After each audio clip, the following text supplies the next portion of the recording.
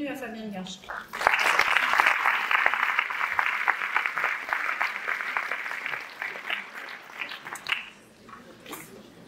Merci beaucoup Marianne, et puis merci à vous qui êtes restés jusqu'à maintenant dans cet auditoire pour écouter cette dernière conférence.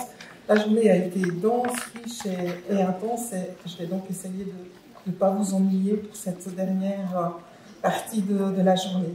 Et puis j'aimerais vraiment adresser un chaleureux remerciement à l'ESED de nous donner l'occasion de partager cette réflexion, parce que c'est pas très souvent qu'on a l'occasion de réfléchir la qualité, ou en tout cas une qualité, de manière collective dans les institutions. Vous la débattez beaucoup, et dans beaucoup d'organisations, on décrète que la qualité existe, mais mettre en perspective les différents enjeux et défis qui sont en lien avec les enjeux qualitatifs, on a peu d'occasions de les aborder en collectif. Donc merci à l'ESED pour ça.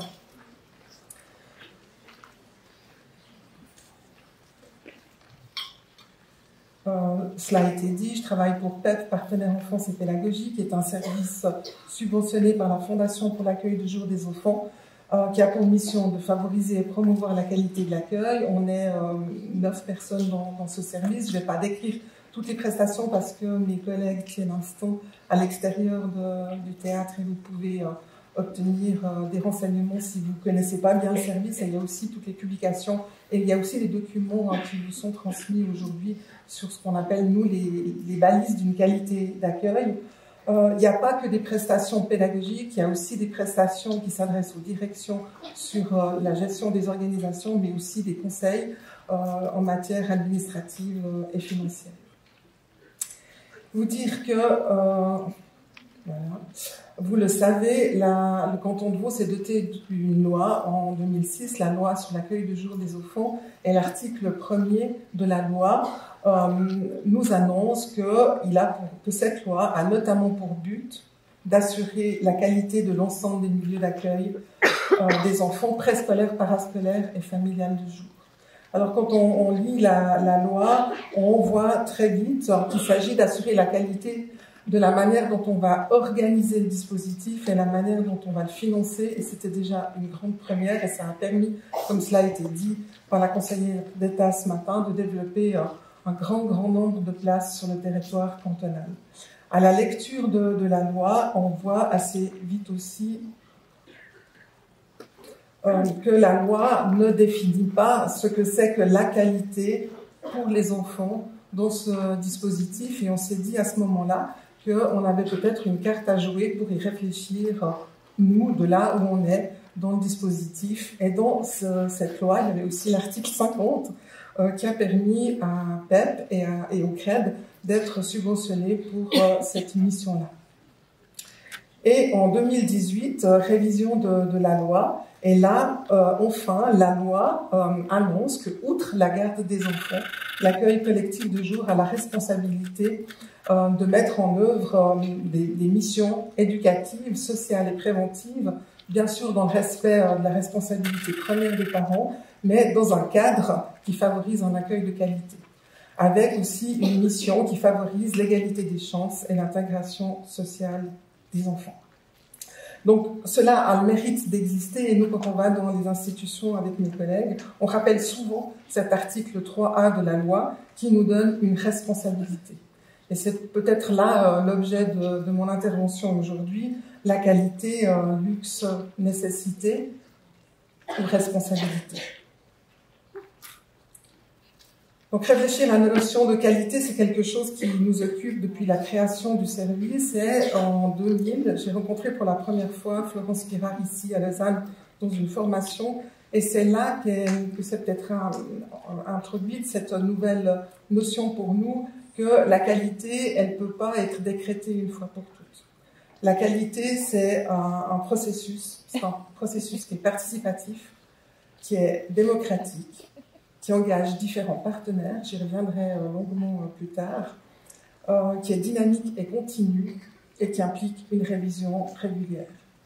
Alors, je vous donnerai tout au long de cet exposé les références sur lesquelles repose la présentation d'aujourd'hui, et je tiens à remercier mes collègues du CRED qui ont été d'accord de prendre tous les ouvrages auxquels je fais référence Ils sont sur le site, ils sont sur le stand du CRED. Vous pouvez aller les consulter, mais surtout, vous pouvez aller au CRED pour les emprunter ou chercher de la documentation qui est utile à vos pratiques. Donc, il y a eu ce livre en 2007 qui était dirigé par Gilles Brougère et Michel Vandenbroek, Repenser l'éducation des jeunes enfants, dans lequel on découvrait ce chapitre de Florence Pirard qui nous parlait de 3 visions de la qualité. Et puis, il y a aussi la revue Petite Enfance, et la revue a aussi un stand, donc si vous n'êtes pas abonné, c'est le moment de le faire. Il y a toute une brochure qui traite de la qualité, c'est la brochure numéro 113 dans laquelle on retrouve encore le discours de Florence Pirard. Donc elle nous dit qu'il y a 3 chemins pour réfléchir la qualité.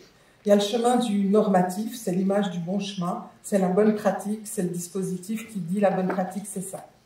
Ce sont des pratiques qui sont standardisées et non contextualisées. Alors l'année passée, dans la journée de formation que nous organisions avec Catherine Bouge et Florence Pirard sur la documentation pédagogique, elle nous donnait cet exemple d'une des certifications qualité en France qui, pour mettre en œuvre cette volonté d'offrir aux enfants et aux parents des accueils, des locaux accueillants, il était question de mettre en place une signalétique à l'extérieur de la crèche et à l'intérieur des institutions et un panneau d'affichage pour que les parents se sentent accueillis et bienvenus. Mais vous savez que ce n'est pas suffisant pour que les familles se sentent accueillies dans de bonnes conditions, dans leur singularité. Même s'il y a un tableau d'affichage qui est tout à fait à jour, ce qui est souvent pas le cas, c'est la manière dont on va s'adresser aux parents, c'est la manière dont les enfants pourront créer des liens significatifs avec des adultes stables et fiables qui feront que les parents se sentiront en confiance et accueillis dans la singularité. Elle nous parle aussi de la qualité intersubjective. C'est l'image de différents chemins, l'image de différents points de vue qui cherchent pas tous, qui ne cherchent pas un consensus et qui, la plupart du temps, ne reposent pas sur des savoirs, mais plutôt sur des croyances. Alors, je pourrais prendre l'exemple d'un groupe de trotteurs. Ce sont des enfants âgés entre à peu près 18 mois et 30 mois. Et dans ce groupe de trotteurs, les enfants jouent avec les chaises. Ils les trimballent, ils montent dessus, ils glissent au-dessous, ils se lissent, etc. Et pour certaines personnes dans l'équipe, c'est tout à fait OK que les enfants bougent les chaises, mais ce qui provoque évidemment beaucoup de bruit et d'inconfort pour les adultes. Et dans cette équipe, il y a des gens qui ne supportent pas trop, donc ils disent que non, la règle, c'est qu'on ne peut pas jouer avec les chaises. Alors ici, chaque personne fait ce qui lui semble bon à ses yeux, mais il n'y a pas de réflexion collective qui concerne le degré de maturité des enfants, qui concerne son développement psychosocial, ni son besoin de pouvoir bouger, grimper, se hisser dans ce développement psychomoteur extrêmement important à cet âge-là. Et c'est l'enfant qui va se soumettre à ce manque de consensus des adultes. La culture de la qualité qui nous a le plus intéressés, c'est la dernière, c'est cette culture de la qualité effective, où elle nous parle d'un faisceau. On a mis ici l'image d'un phare, un faisceau qui va fixer un peu un cadre, quelques limites, mais à l'intérieur duquel il y a de la place pour le débat, il y a de la place pour les désaccords et la recherche de sens. Alors, je pourrais donner l'exemple d'une structure qui se questionne sur l'agitation des enfants durant le repas de midi. Et dans cette institution, on ne se contente pas de dire que le repas, c'est un moment important pour l'autonomie. On ouvre le débat à la lumière des savoirs théoriques, de nouveau, développement psychosocial de l'enfant. On va peut-être se questionner sur le rôle des micro-transitions dans la journée de l'enfant. On va aussi réfléchir à l'importance de la prévisibilité pour les tout-petits dans ce moment de repas. Alors on va observer, on va ajuster, peut-être qu'on va réduire les temps d'attente qui sont anxiogènes pour les tout-petits et qui créent de l'agitation. On va peut-être organiser des plus petits groupes, car vous le savez, pour les petits-enfants, un groupe c'est 5-7 enfants, au-delà c'est un grand groupe et après ça devient une foule. Permettre aux tout-petits d'être proches d'un adulte stable comme repère, bien ça va permettre à l'équipe de réfléchir les organisations. Et puis, toujours dans l'exemple du repas, Dans l'accueil parascolaire, vous êtes nombreux à expérimenter la notion de l'organisation du repas libre. Les enfants décident quand ils mangent dans une plage horaire définie. Donc ça, c'est un moment dans cette qualité effective qui a été réfléchi, pas seulement comme un moment où on remplit les assiettes, mais un moment de pause, un moment de jeu, d'échange entre enfants. Mais ce n'est pas une recette. Ce n'est pas parce qu'on a décidé de faire le repas libre que ça marche. Ça demande une réflexion collective, ça demande d'observer comment les enfants se comportent dans ces organisations, et ça demande parfois de pouvoir réajuster des pratiques. Donc la qualité effective, ce n'est pas une norme qu'on plaque sur une pratique ou une organisation, mais ça demande de l'élaboration en équipe. Et l'organisation des repas, d'une institution à l'autre, elle va être différente, mais en tous les cas, les professionnels doivent être capables d'expliciter les choix qui ont été faits, leur cohérence et leur sens.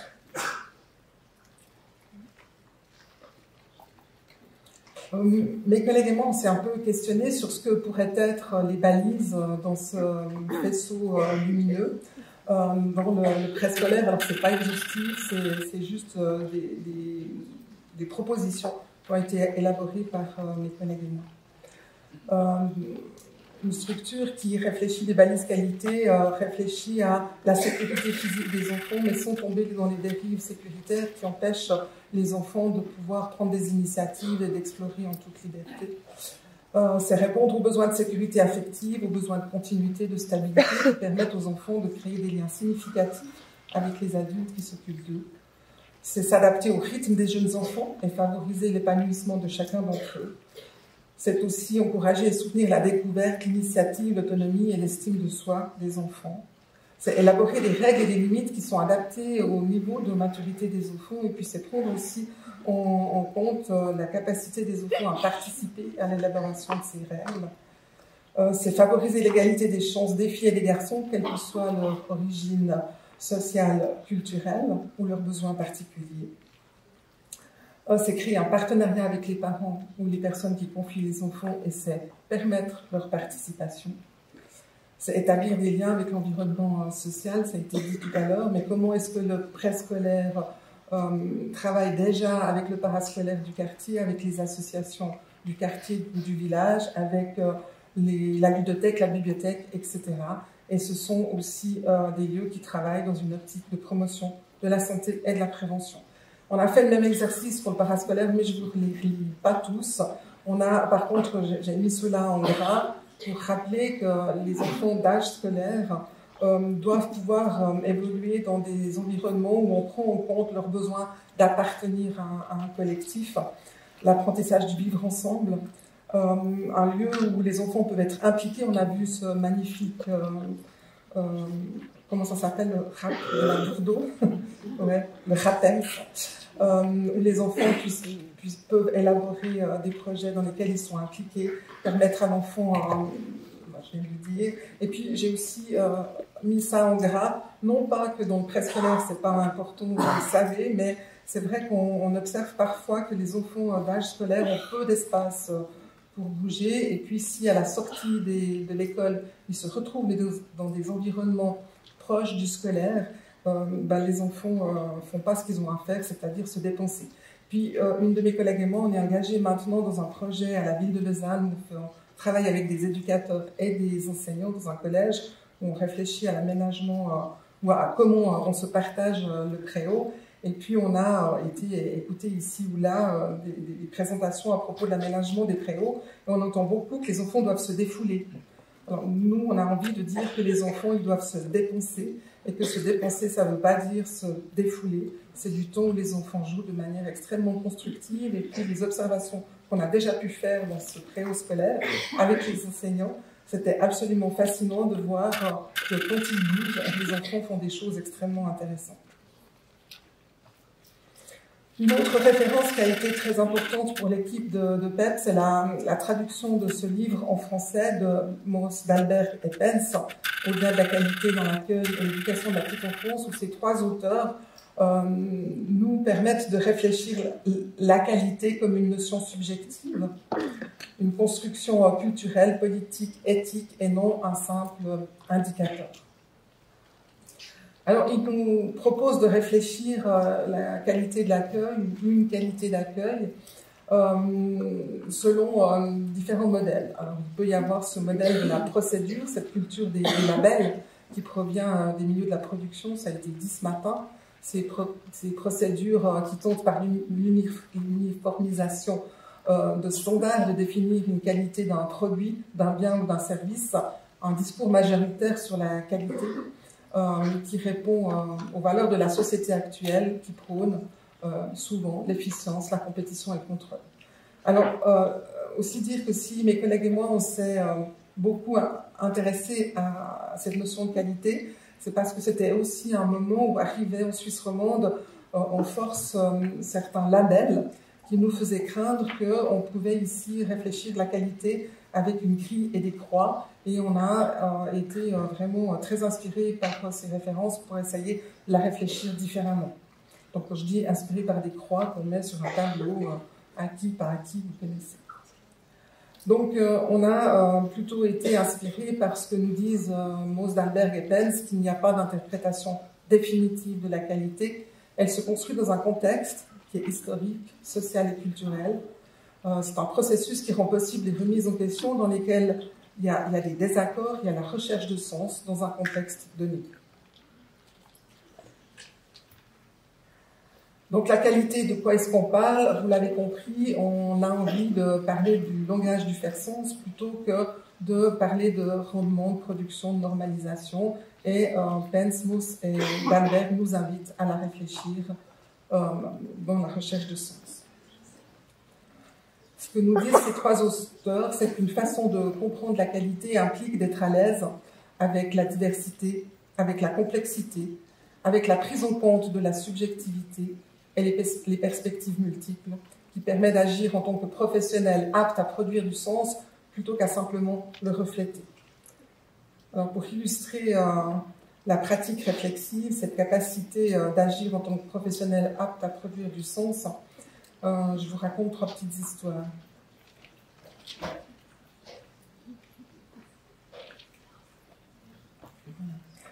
Le change, est-ce que c'est un moment de soins et de relations? Bien sûr, le public qui est dans cette salle est convaincu que c'est un moment très très privilégié pour créer du lien avec un enfant. Ça n'est pas un moment, un geste technique qui se limite à déshabiller, nettoyer, rhabiller. Mais ce qu'on voit sur le visage de cet enfant qui est à l'écran maintenant, c'est qu'il est complètement en relation avec l'adulte qui prend soin de lui. Cette adulte, elle repère les signes d'attention, elle privilégie la création du lien, elle répond aux sollicitations du bébé, elle entretient un dialogue, elle repère les signaux, un regard qui indique de la complicité, un geste qui montre son envie de participer, par exemple pour enfiler une chaussette, enfiler un body, ou une crispation qui traduit un inconfort. Quand les signaux sont reconnus, l'enfant il comprend que son implication, son engagement est suivi des faits auprès de l'adulte qui prend soin de lui. Mais si l'adulte ne prend pas en compte les signaux envoyés par l'enfant, eh bien l'enfant va devenir dépendant des sollicitations de l'adulte, mais il n'en sera plus l'acteur. Une autre histoire est celle que j'ai lue dans la revue Petite Enfance, dans d'une rubrique qui s'appelle « Les savoirs des couloirs ». Là, il s'agit d'un père qui s'inquiète parce que son enfant refuse de boire de l'eau, il boit que du jus d'orange. Et à la garderie, on boit de l'eau.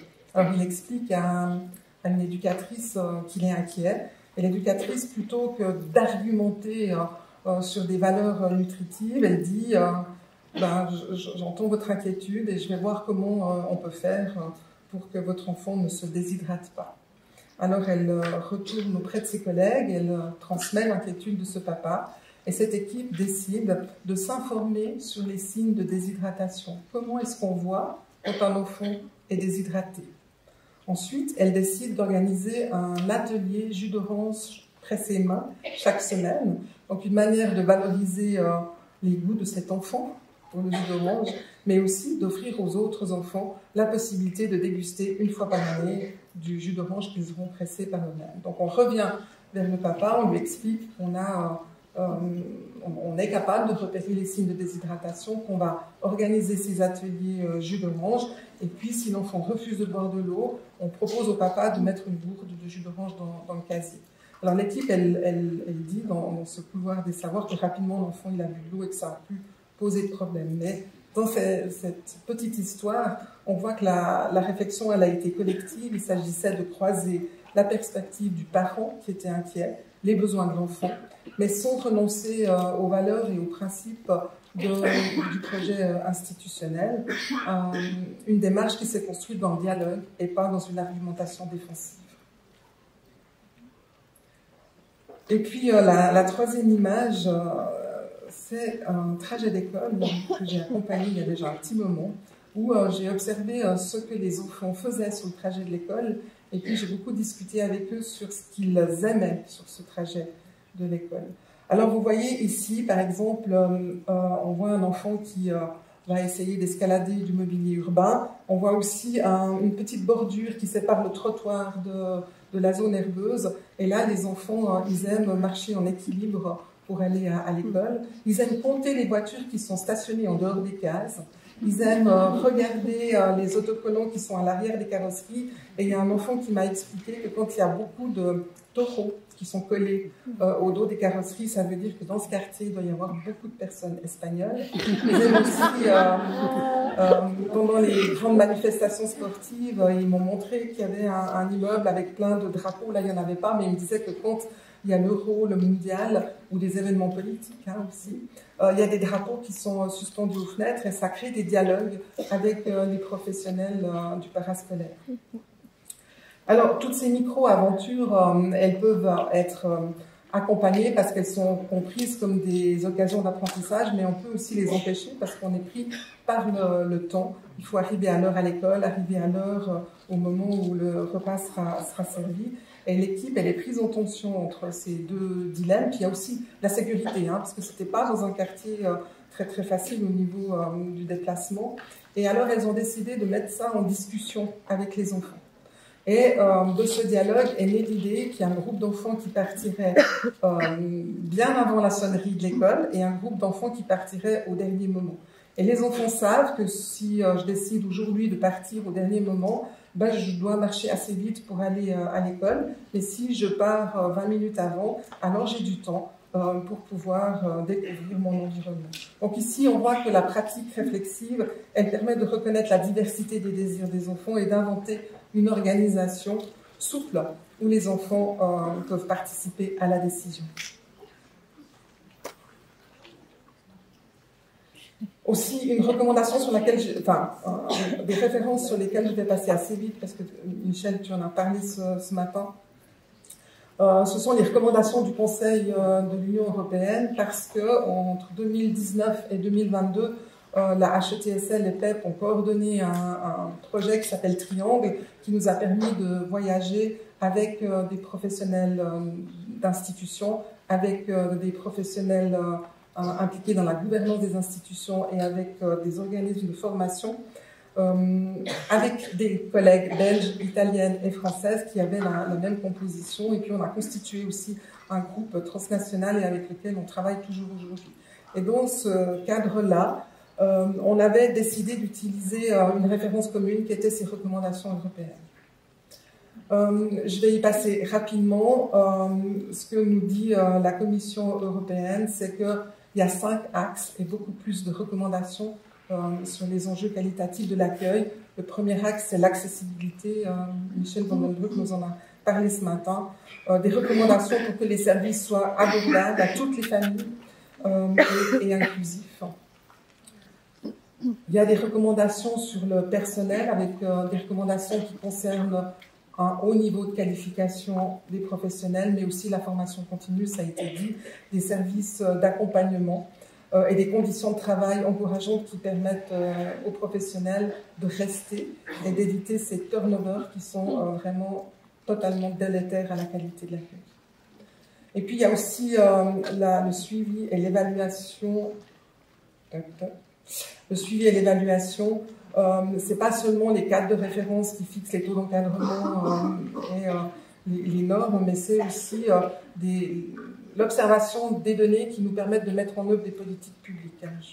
Je fais très court, mais pour dire que ce matin, Madame la conseillère d'État a parlé de la loi fédérale qui s'est aujourd'hui transformée avec des projets de bons de garde, mais dans les premiers pré-projets, avant-projets de loi que nous avons lus, il y avait un observatoire national qui n'existe plus dans la loi qui va être mise en œuvre. Mais on a besoin de ces données pour pouvoir mettre en œuvre des politiques publiques qui sont favorables aux enfants et aux familles, et bien sûr à la collectivité. Et puis, il y a des recommandations en lien avec la gouvernance et le financement, de nouveau, avec des recommandations qui doivent permettre de faire de nos lieux des institutions publiques de qualité dont le financement est pérenne.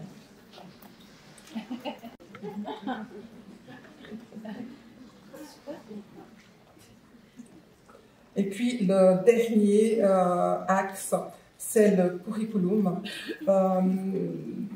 Je viens de mon collègue du SCAGE qui sait que je parle de ça depuis très longtemps, mais je ne lâche pas.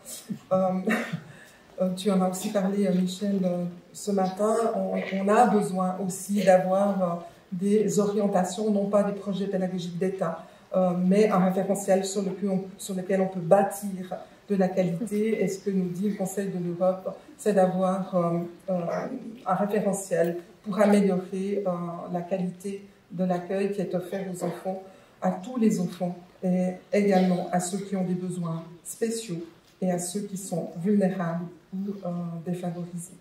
Et puis ce travail a inspiré une de nos collègues belges pour qu'on se retrouve encore en ligne assez régulièrement autour de la notion de système compétent. Le système compétent est quelque chose qui a été étudié par Gilles Brougère et Michel Van den Broek dans une étude de la Corée qui étudie les compétences. Je ne vais pas m'étendre trop là-dessus, mais en gros, c'est vraiment c'est ce qu'en tout cas ce travail avec nos collègues européennes nous ont permis d'affirmer, c'est que la qualité, elle repose sur les compétences d'un système tout entier, et pas seulement sur les compétences des professionnels. Il s'agit de compétences individuelles, institutionnelles, interinstitutionnelles, qui concernent aussi bien la gouvernance, le politique, que les milieux de la formation et les milieux de la recherche.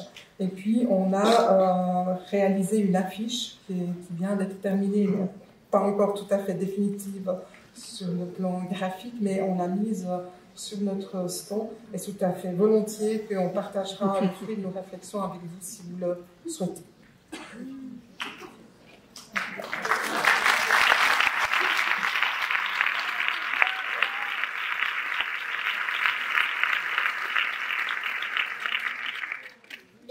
Merci pour ce beau dessin.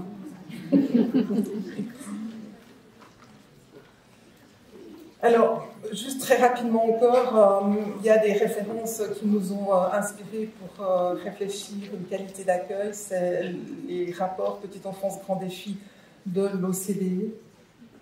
En 2007, on lisait tous les bénéfices pour les enfants de fréquenter une structure d'accueil et d'éducation de la petite enfance, avec une meilleure intégration sociale, un plus grand bien-être, des meilleurs résultats d'apprentissage ayant des répercussions à long terme, une plus grande équité, une réduction de la pauvreté, une participation accrue des femmes au marché du travail et un meilleur développement économique.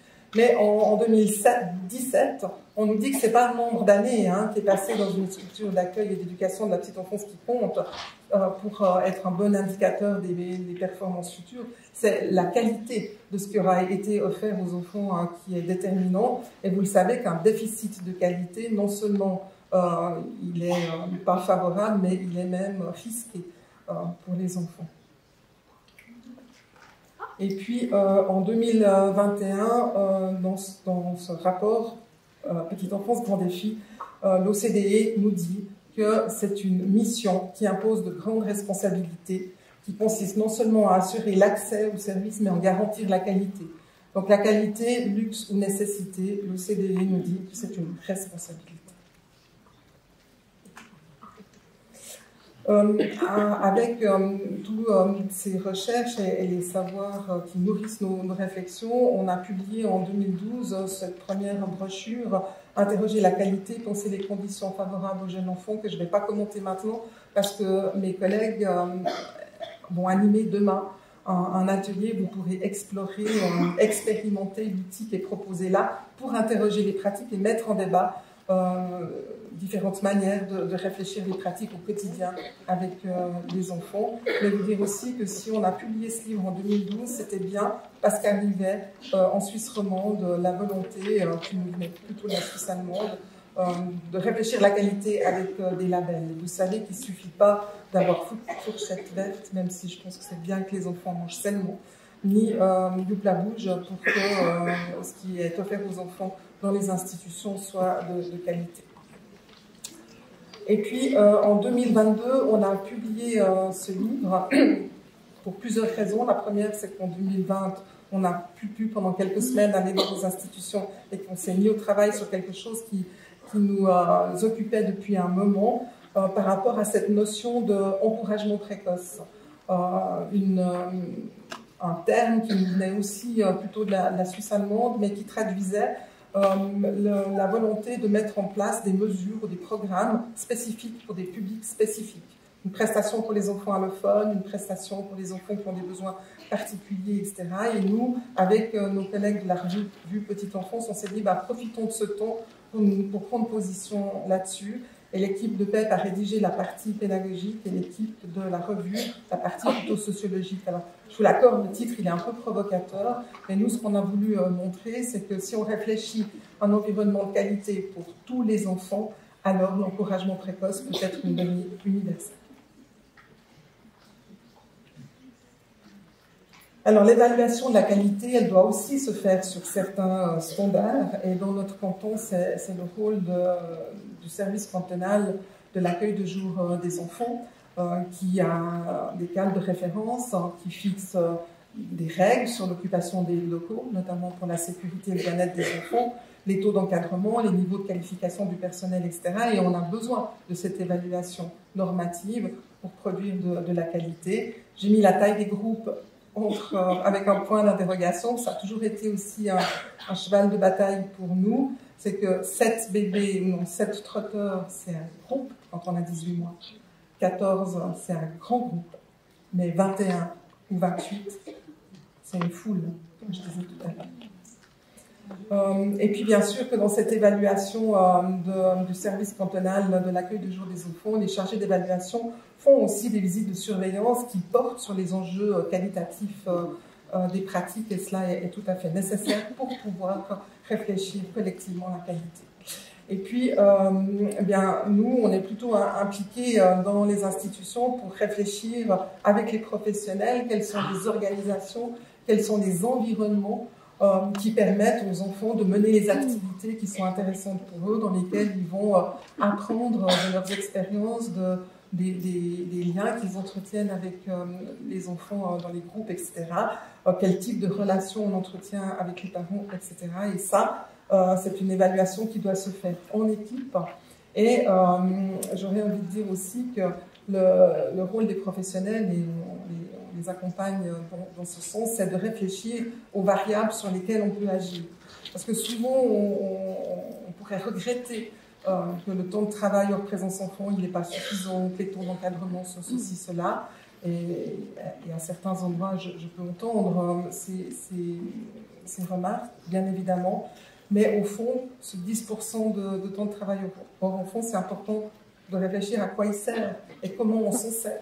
Donc c'est plutôt de réfléchir à la qualité à partir des variables sur lesquelles on peut agir plutôt que de déplorer ceux sur lesquels on ne peut pas agir.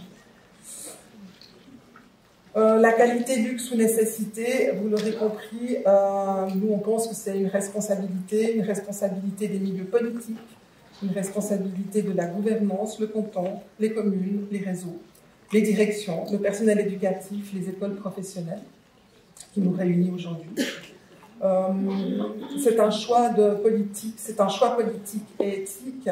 Et puis j'attire votre attention sur le fait que dans le canton de Vaud et en Suisse en général, on parle d'accueil de jour. Alors le mot accueil, au moins, il est amical, hein, c'est un joli mot. Mais en Europe, on nous parle d'éducation et d'accueil de jour. Et en Italie, on nous parle de l'éducation de l'enfance, hein, dont la vision d'un système intégré, c'est 0-6 ans, c'est l'éducation de l'enfance, mais ça pourrait supposer que accueil de jour se limiterait à la conciliation vie familiale et vie professionnelle, alors que la loi elle-même définit des missions. Outre la garde, l'accueil de jour poursuit une mission éducative, sociale et préventive. Donc c'est le choix d'une orientation qui repose souvent sur une image qu'on a des enfants. Alors ça peut paraître un thème un peu bateau, en réalité ça ne l'est pas du tout. L'image de l'enfant, c'est une notion qui intéresse les milieux de la recherche, l'image de l'état d'enfance. Si l'enfance est un fait biologique incontestable, la façon dont nous la comprenons, elle est liée à différents critères comme la culture, l'évolution du statut des enfants dans la société. Et vous l'aurez compris, l'enfance est donc une construction sociale. Nous la concevons à partir de nos représentations de ce que sont ou devraient être les enfants. C'est de celles-ci que vont découler nos pratiques. Ce que nous disent Mose, Dalberg et Pence, c'est que les constructions de l'enfance sont productrices de pratiques. Donc la manière dont je vois l'enfant va influencer la manière dont nous organisons nos institutions.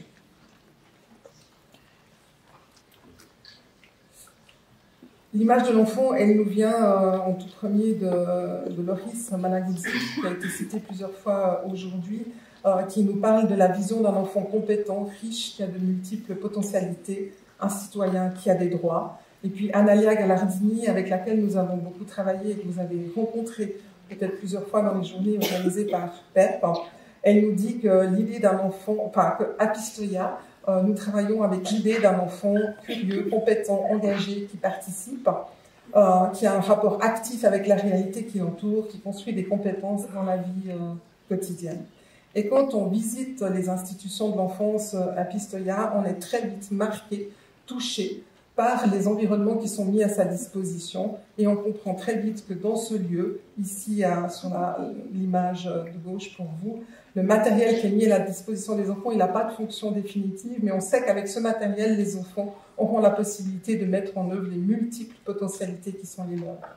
Et puis sur cette photo-là, c'est une photo qu'on a prise au Luxembourg, un voyage d'études qu'on a fait l'année passée avec mes collègues, suite à la lecture du cadre national pour l'éducation non formelle qui affirme que les enfants sont des citoyens compétents. Eh bien, on a visité quelques institutions et partout on a été saisi par la qualité des environnements qui sont mis à la disposition des enfants. C'est pas du matériel très spectaculaire, mais c'est du matériel qui permet aux enfants de mettre en œuvre une richesse incroyable en termes de potentialité. Mais c'est pas seulement dans l'aménagement du matériel, hein, c'est aussi dans ce qu'on a vu, les pratiques, et de cette forte conviction qu'habitent les professionnels, qu'ils travaillent avec des enfants qui sont compétents. Alors, il y a aussi des lieux tout à fait inspirants chez nous, il y en a beaucoup. Sur la photo de gauche pour vous, c'est une photo qu'on a prise en 2019 à l'UAPE, la Barrette à Luçon, puis j'ai bien aimé mettre cette photo-là parce qu'on a compris, en travaillant avec eux, que ça, il a été aménagé, ce coin, avec les plus grands du parascolaire qui ont entre 10 et 12 ans. Et puis ce coin, ils l'ont nommé le coin chill.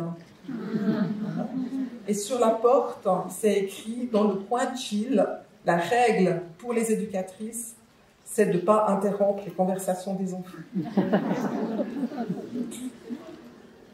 Et puis ici, on a une photo qui a été prise aux ateliers de la Vallée de la Jeunesse à Lausanne, où cette équipe-là, en tout cas à ce moment-là, tous les matins, elle créait des environnements que quand les enfants arrivaient, ils étaient immédiatement saisis par l'envie de pouvoir explorer le matériel qui est mis à leur disposition, parce que cette équipe-là est convaincue que les enfants ont de multiples potentialités à mettre en œuvre. Donc nous, on s'est aussi questionné à l'intérieur de notre équipe et avec nos collègues du CRED sur ce que peut-être, enfin ce qu'est notre vision à nous de l'enfant, avec quelle vision nous accompagnons les professionnels à la fois dans nos visites, dans nos formations, dans les analyses de pratique et pour nos collègues conseillères pédagogiques au CRED, quand elles accompagnent des professionnels qui viennent chercher de la documentation. On a débattu là autour et on s'est mis d'accord que la vision de la plateforme PEP-CRED, c'est celle d'un enfant qui est compétent, porté par sa vitalité propre pour découvrir et comprendre le monde, un citoyen qui interagit avec son environnement et qui a de multiples intérêts et qui apprend de tout ce qui l'entoure. Par rapport à la notion de vision de l'enfant, j'ai parlé du Luxembourg, du cadre national pour l'éducation non formelle au Luxembourg, qui affirme que les enfants et les jeunes sont des individus compétents et des êtres sociaux et culturels, des membres égaux de la société. On s'est aussi inspiré du cadre de référence que tu m'avais envoyé pour la Flandre. Chaque enfant est unique avec ses propres intérêts, possibilités et talents. Les enfants apprennent par la tête, le cœur et les mains. Dès la naissance, les enfants sont des êtres sociaux. Les professionnels croient au potentiel des enfants. Et puis, vous le savez, on est aussi beaucoup inspiré par la Fédération Wallonie-Bruxelles, le guide psychopédagogique Oser la qualité, duquel découlent les brochures de l'ONE, l'Office national de l'enfance et la naissance, qui fait un pari positif sur l'enfant et qui le considère comme compétent, actif et agent de sa propre vie. Et puis, bien sûr, on est inspiré par l'Italie, le système 06, dans lequel les enfants sont des acteurs compétents pour leur propre développement, co-constructeurs de sens, leur point de vue mérite d'être pris en compte, etc. etc. Alors, les lignes pédagogiques du 06, elles sont évidemment publiées en italien, mais nous, on s'est beaucoup inspiré de la littérature en français et de tous les liens qu'on a avec la région de Pistoia pour avoir pu constater que dans les services à l'enfance, de la Toscane en tout cas, cette vision de l'enfant, elle est très très visible. Ce sont des documents qui affirment une image de l'enfant, c'est des documents officiels, hein, c'est pas la brochure PEP, même celle de la commission de l'UNESCO, comment c'était la commission, le cadre d'orientation, qui est maintenant révisé. C'est une bonne nouvelle. Il va de nouveau être, il va être présenté dans sa version nouvelle au mois de septembre.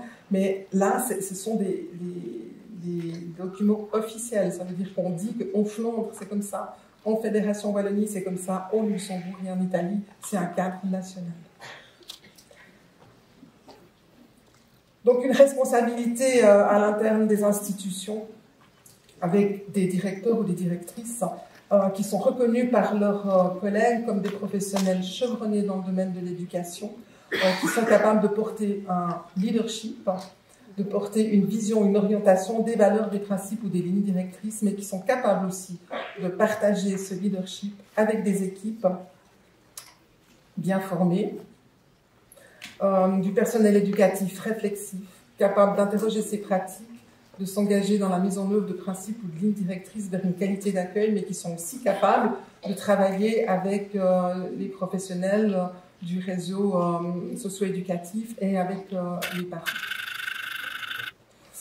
Donc la qualité, c'est une responsabilité qui est collective, celle du canton, du service cantonal de l'accueil du jour des enfants, avec tous les documents qui s'y rattachent, l'EIAP, l'établissement intercommunal pour l'accueil parascolaire avec les cadres de référence, les écoles de formation, les aides qui nous réunissent aujourd'hui, la HUTSL, les CIL, le CPNV qui forment les assistants socio-éducatifs, PEP, le CRED et les milieux de la recherche. Bien sûr, la loi qui définit, dans l'article 3A qui définit les missions, et bien entendu la FAGE, la Fondation pour l'accueil de jour des enfants, qui coordonne et facilite le développement de l'accueil de jour des enfants sur le territoire vaudois et qui regroupe et qui distribue les subventions au réseau. Et bien sûr, les réseaux sont également concernés par cette responsabilité. Donc, la qualité est une question de choix. C'était dans le titre de mon intervention. Je me permets de citer encore une fois Michel van den Broek. Ce qu'est l'éducation de la petite enfance et ce à quoi elle sert est après tout une question de choix. Mais il ne s'agit plus d'un choix individuel, mais d'un choix délibéré de manière démocratique et sociale pour reconnecter l'éducation aux structures plus larges de la société. Alors je vais terminer avec cette question.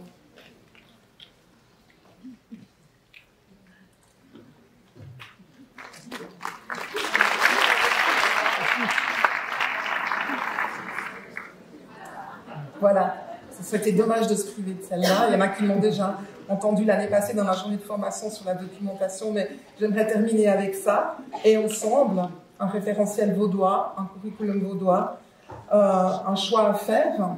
Sommes-nous prêts à le faire? Pour qui? Pourquoi? Pour avoir une base de discussion et d'inspiration commune, un fil rouge pour les équipes et tous les services liés à l'enfance, pour que la vision de l'enfant et les enjeux qualitatifs soient un vrai sujet, une préoccupation partagée, pour construire des ambitions communes pour les enfants au-delà du besoin de conciliation vie familiale et vie professionnelle, pour une plus grande visibilité et une meilleure prise en compte des enjeux qualitatifs de l'accueil, pour la reconnaissance d'un métier exigeant et pour une culture de l'enfance. Voilà.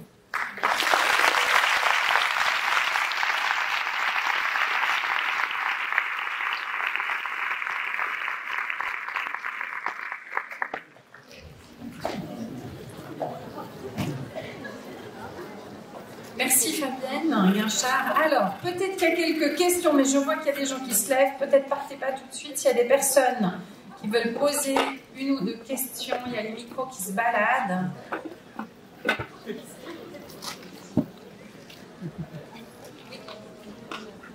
Bonjour. Moi j'avais une question parce que vous avez parlé de l'évaluation de la qualité et du coup des standards minimums donnés par le SCAGE. Vous n'avez pas parlé par contre des quotas qui sont quand même une question assez... Enfin, les quotas sont difficiles dans les crèches en tout cas. Du coup je me demandais si c'était un standard justement de la qualité parce que pour moi c'est vraiment important de parler de ça parce que je trouve que c'est difficile, là je suis en nurserie, 5 bébés pour une éduque, c'est compliqué. Donc pour moi ça rentrerait dans la qualité. Donc est-ce qu'on en parle, est-ce qu'on fait cas de ça? Les taux d'encadrement, c'est, je pense, les quotas. Ce que j'ai mis à l'écran quand je parle des taux d'encadrement, c'est le nombre de personnes par enfant. Mais bien sûr, évidemment. Michel Van Hoof en a aussi beaucoup parlé ce matin, évidemment. Ok, ça marche. Merci.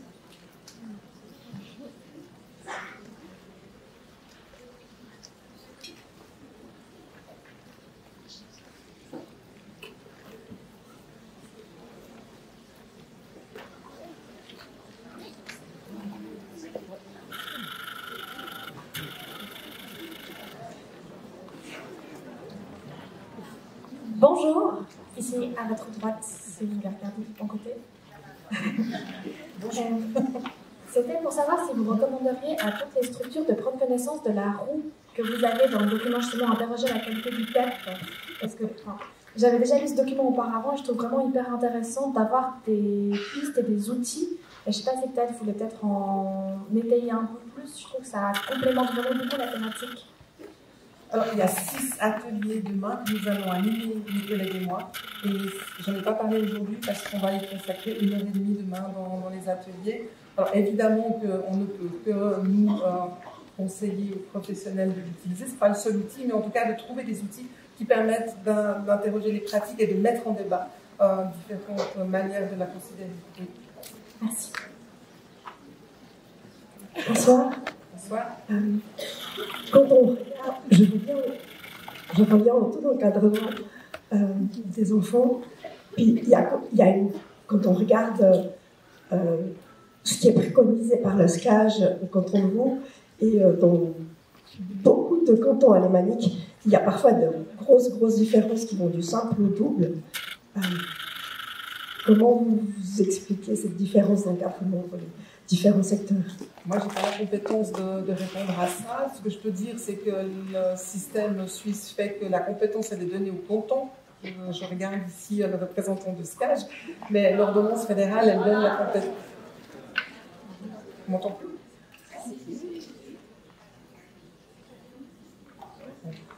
L'ordonnance fédérale donne la compétence au canton de fixer le cadre. Et puis, ça, c'est justement un variable sur lesquels aujourd'hui on ne peut pas agir, mais voilà, je sais que le SCAGE a fait une évaluation dernièrement. On va probablement bientôt en connaître les aboutissants. Nous, on a déjà vu qu'au moins, on avait été consulté, entendu, et voilà. Mais ça ne repose pas sur PEP, en tout cas, qui n'a pas cette compétence. Et puis, on est dans un système fédéraliste qui donne la compétence au canton de fixer les cadres. Désolée. Voilà, alors je propose ça sur la dernière question. Bonsoir. Bonsoir. J'avais une question par rapport à la formation. On entend souvent en fait dire que voilà, évoquer l'importance en fait de la formation continue et de la formation de base des éducateurs. Moi, j'avais une question par rapport à la formation des directions des crèches, qui est pour moi une question intéressante.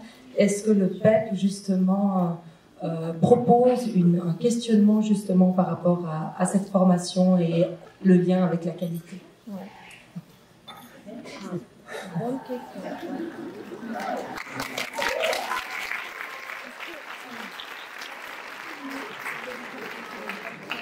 Oui, c'est quelque chose qui nous occupe. On a, quand on a engagé notre collègue Valérie Denisard qui s'occupe des conseils en gestion des directions, nous, mes collègues pédagogues et moi, on a fait une formation pour améliorer notre pratique sur la manière d'accompagner les directions à l'implémentation des changements.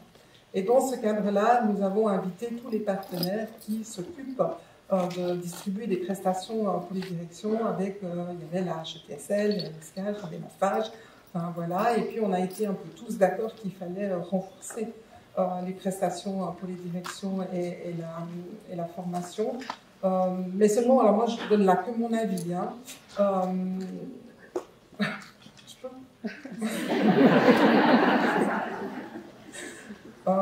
mais nous pensons que c'est important que les professionnels qui dirigent les institutions d'accueil de jour soient, comme je l'ai dit, des professionnels reconnus par leurs équipes comme des professionnels chevronnés dans le domaine de l'éducation. Bien sûr qu'il faut une formation dans le domaine du management. Et puis là, je citerai Sylvie Reina qui a écrit un article, je crois que c'était dans... je ne sais plus. Enfin, voilà, dans une revue où elle disait qu'il faut bien réfléchir aux termes parce que le manager, il fait de la gestion. Le directeur ou la directrice, elle porte une orientation, il porte une vision et les enjeux qualitatifs de l'accueil. Alors, ça ne veut pas dire qu'il ne faut pas gérer les structures. Hein. Sylvie Rana nous invite aussi à réfléchir aux termes utilisés. Est-ce qu'on fait de la gestion d'équipe ou on coordonne des professionnels dans une équipe? Et puis, ça a été aussi un peu dit ce matin par rapport à toute cette vision des nouvelles gestions publiques ou du management ou de l'ère néolibérale. Alors, moi, je ne dis pas qu'il ne faut pas de gestion parce que s'il n'y avait pas de gestion, il n'y aurait rien. Hein, il n'y aurait pas d'argent pour mettre en place ce dispositif. Mais nous pensons que les directions doivent porter une vision sur les enjeux qualitatifs de l'accueil. Ça nous paraît indispensable.